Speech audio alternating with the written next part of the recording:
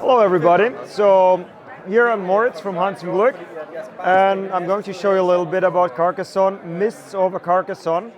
It is actually a total new version. It's a prototype which you see here, and it's going to be a fully cooperative version of Carcassonne, as well as the number 11th expansion for the Carcassonne base game or base system.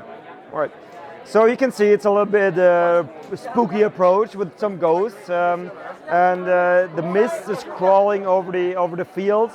So and the mist we can now see on the board already is a big and an important part of the new system. The mist crawling over Carcassonne, and it spawns these ghosts here. So whenever we add some mist somewhere, we have to spawn ghosts, and the ghosts are basically excuse me. Basically a pressure element, because in a cooperative version we need some outside pressure to play the game together, hence the name cooperative. So we're playing together, surprise. And these ghosts are basically a supply, which is, if it's going down and we cannot put it on the board anymore, we'll lose. On the other hand, we have to make points in a certain time, so we have all the tiles time to make a certain amount of points. The game is built up in levels. In the first level, it's only 50 points we have to do, but that changed drastically in the upcoming levels, right? So at the beginning of the first level, we are basically learning two elements. It's the fog and the time pressure, as well how to handle the fog. So a couple of differences to the normal game. First of all, the scoring happens one meeple for all of us. So all of us score for one system. So together we have to complete that. And on the board, we have a couple of differences as well. The basic system stays, so I take a tile, place a meeple, eventually score. I already told you, if we place a fog tile, the fogs are spawning. If we are placing the fog clever, the ghosts are disappearing. So if you place it here, the fog is closed. It's a closed area, so the ghosts are disappearing, which is obviously in our interest because, as I said, it's a pressure element.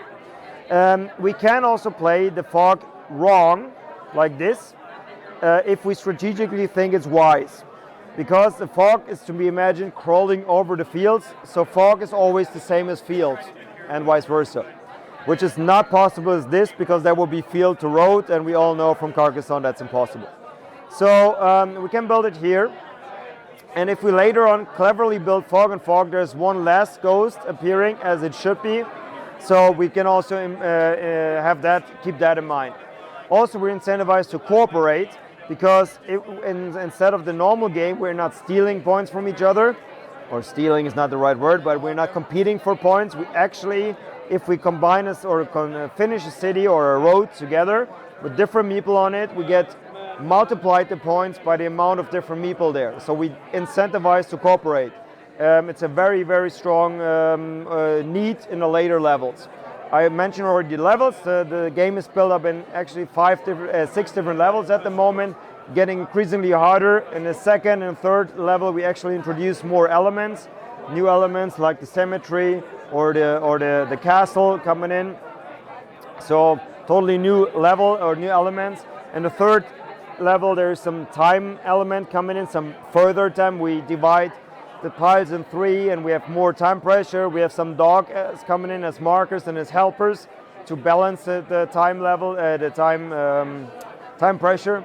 And then it's gradually getting harder with some new rules, and things are added to it. The levels are not yet 100% finished. We're still playtesting. We're still doing the last tweak of 98% is finished, but there's still a little bit we have to test and to find out the right balance. Yeah, and that's Mists over Carcassonne, the first fully cooperative version. Thank you very much. You're welcome. Thank you.